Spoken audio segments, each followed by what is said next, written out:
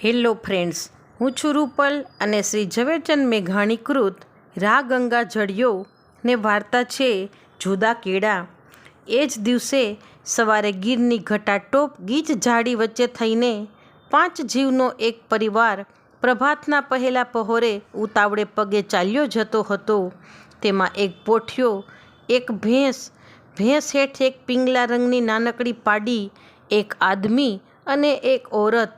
પોઠિયાની પીઠ ઉપર થોડી ઘર વખરી લાદી હતી.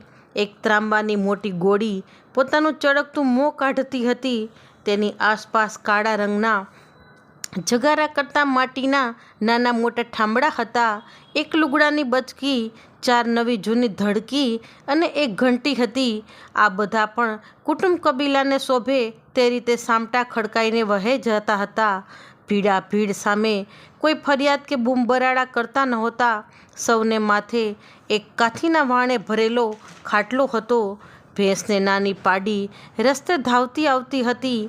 નાની શીંગડીવાળો પોઠિયો ખાલી પીઠવાળી ભાર વિહોણી ભેંસ સામે કોઈ વાર કતરાતો હતો.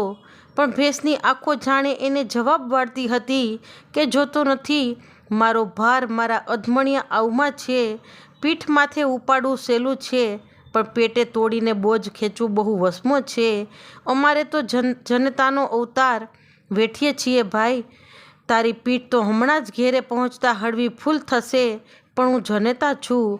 આવના ભારને એક ઘડીએ ઉતારી આઘો મૂકી શકીશ કંઈ? સમજીવ પોઠિયો કતરાવું છોડીને વાગોળવો લાગતો હતો. અવાચક આ પ્રાણીઓ જ્યારે મૂંગા પણ વાણી વ્યવહાર કરીએ જતા હતા, ત્યારે જીભ અને હૈયા જેને ભગવાને બોલવા કાજે દીધા છે, તે આ 2 માનવીઓની જ મુસાફરી કાં બેતાલ ચાલી રહી હતી.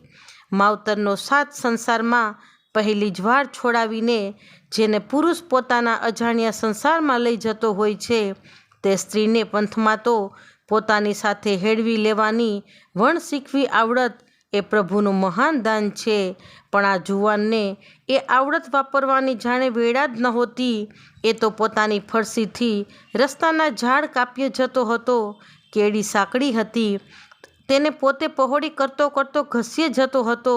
બેશક ઝાડીની કાંટાળી લાંબી ડાળીઓ ઓરતના ઓઢણાને અને લાગ જડી જાય તો ગાલને પણ ઉજરડા કટતી હતી.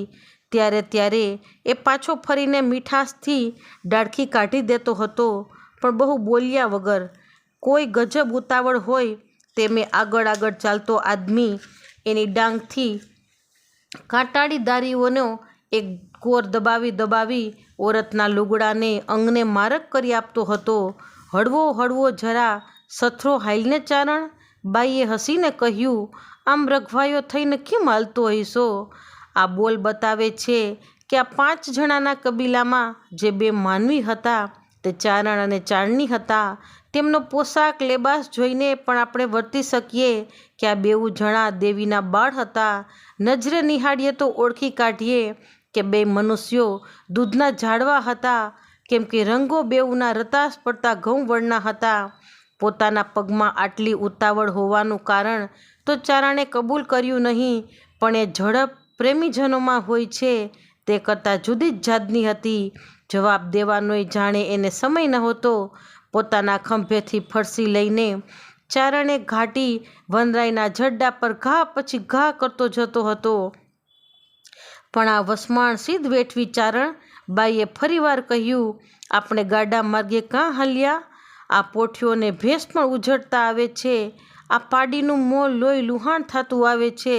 હમણાં પાધરે માર્ગ ચડી જાશું ચારણ્ય. હમણાં હવે લાંબુ છેટું નથી. એટલો જ જવાબ દેતો ચારણ ફરસીને ઘાયે વનરાયના આડા ફરતા હાથને છેદતો ગયો. જાડી પાંખી થઈ કાંઈક ઉઘાડી જમીન આવી. એક ધોરી માર્ગ દરિયાઈ દિશાએ ચાલ્યો જતો હતો. તો પણ એ કેડાને વટાવીને ચારણ વનરાયના ગૂંચવાયેલા માર્ગ તરફ આગળ વધ્યો. ફરીવાર જુવાન ચારણી એને ઠપકો દેવા લાગી, ભણું ચારણ, આપણા નેસ તો દરિયાઈ દ્રશ્ય છે. હું હજુ હમણાં જ આપણો ગોળ ખવાણો તે પછી આવી હતી. મને બરાબર યાદ છે. ચારણ, તું ભાન ભૂલ્યો કે શું થયું? અટાણના પોરમાં લીલા ઝાડવાના ઠાલો શોધ કાં વાળસ? વનરાઈએ વિના કારણે વાઢીએ નહીં. ઢુકડું છે ઢુકડું ચારણ્ય, હાલ હવે તું તારે.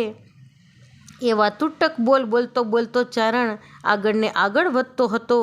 ચાળની ધોરી માર્ગને ઓળંગી સામે ભેડે ચડી તે વખતે જ દરિયાઈ દિશામાંથી બે ગાડાનો ખડ ખડ અવાજ થયો. ચાળની ઊભી રહી. આદમી બૂમ પાડતો રહ્યો, હાલો હાલો, હવે ઝટ આમ હાલો. પણ ચાળની ખસી નહીં. ગાડા નીકળ્યા. ચાળની ગાડા ખેડૂને પૂછે તે પહેલાં તો ગાડા ખેડૂની વાતો એને કાને પડી. અભાગ્ય લાગી તે ઉના દેલવાડાને પાદરથી નીકળ્યા. આપણે કોણ જાણે કેટલી રાત્યું લગન નજર હામે ને હામે આ બધું તર્યા કરશે. શેની વાત કરો છો? ચારણીએ પૂછ્યું. ત્રાગાની. કોનું ત્રાગું? કેવાનું ત્રાગું? ઉના દેલવાડાને પાદર સેકન્ડું મોઢે ભાટ ભેગા થયા છે. રાજાની સામે ત્રાગા માંડ્યા છે. પણ એ તો અકેકારના ત્રાગા. મારી માવડી કૂણા કૂણા છોકરાના ત્રાગા. ઊભા રહ્યો. ચારણીએ રસ્તા આડા ઊભીને ગાડાને રોક્યા. હવે આમ હાલ્ય વેળા થઈ ગઈ. હાલ ચારણ્ય. આઘે ઊભેલો ચારણ હાકલા કરતો જાય છે. ચારણના સાદને અવગણતી સ્ત્રીએ ગાડા ખેડૂ પાસેથી વાત કઢાવે છે. ઉના દેલવાડાનો રાજા વિંજલ વાજો એક ભાટની બાયડીને રંગમોલમાં ઉપાડી ગયો છે. તેની સામું તમામ ભાટોએ ત્રાગું માંડ્યું છે. આજ એને 2 દી થઈ ગયા ને તે લોકો છોકરા ચડાવે છે. હા આય ભલકા ખોડિયા છે. માથે છોકરા હિલોડીને ચડાવે છે અને એના લોહી ગામના બીડેલા દરવાજા માથે છાંટે છે. ભલા થઈને માર્ગ છોડો માતાજી, અમારાથી એ વાત વર્ણવાતી નથી. જાવ વીર જાવ. ચારણ ઓરતનો ચહેરો બદલી ગયો હતો. આપણો નેસ તો ઉના દેલવાડાના? હા, ઉના દેલવાડા તો આ દરિયાઈ દસ્ય રહ્યા ને તું આટલા ફેરમાં કેમ અમુને લઈ જાસ? ચારણ ચૂપ રહ્યો. ઉના દેલવાડાને દરવાજે ત્રાગું મંડાણું છે એની ચોરીએ કે? ચારણ ન બોલ્યો. આપણાથી આમ તરાય નહીં ચારણ. ચારણનું મોં વીલું પડ્યું. આપણે ચોર ઠરીએ, જોગમાયાના ચોર, 9 લાખ લોબડિયાના ચોર. આપણે ત્રાગાળું વરણ. ત્રાગું થાતું સાંભળીને પછી ન તરાય. હા, એ દ્રશ્ય આપણો માર્ગ જ ન હોત તો ઠીક હતું. મને ખબર પડી ગઈ હતી ચારણ્ય, માટે જ હું ફેરમાં હાલતો હતો ને એટલા માટે જ તું ઉતાવળો થતો તો ખરું ને ચારણ?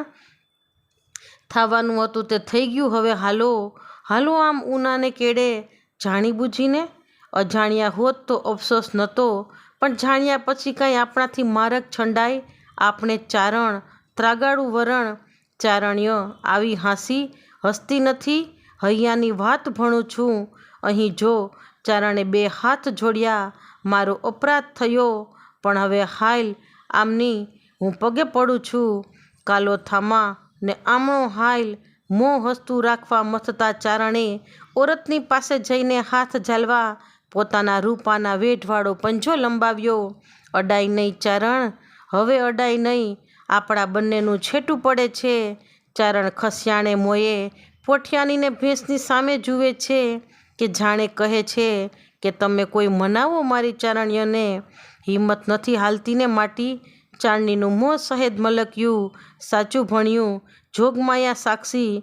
મારું દલ ડરે ગયું છે ચારણ્ય. પેલવેલી મને ઘેર તેડી જાશ એથી જ ને? એથી જ. હજી હસીને 2 વાતોય નથી કરી. ચારણનું મોં રાકડું બનતું હતું. તારી અણપૂર્ણ આશા જોગમાયા 1000 હાથે પૂરી કરે. મારી આશીષું છે ચારણ તને. જા પોઠિયો, ભેંસને પાડી લઈને તારે નેસે પૂગી જા. જીવ્યા મૂવ્યાના જાજા જુવાર તુને, ખમ્મા તુને. એમ બોલીને ચારણીએ ઉના દેલવાડાને ઊભે કેડે ચડી. ચારણ્ય મરદે પોકાર દીધા. લેલાએ તે કરી વન ગજાવ્યું. લકડ ખોદ. ઠક ઠક ઠક જાણે કોઈની ચિતાના કાષ્ઠ કાપતો રહ્યો. ઘેરે જા, નેસડે પૂગી જા. એમ બોલતી ઓરત ઉપડતે પગલે ગઈ. થોડી ઘડી દેખાણી, પછી ડુંગરો આડો આવી ગયો. ચારણે થોડી ઘડી ઊભા રહી.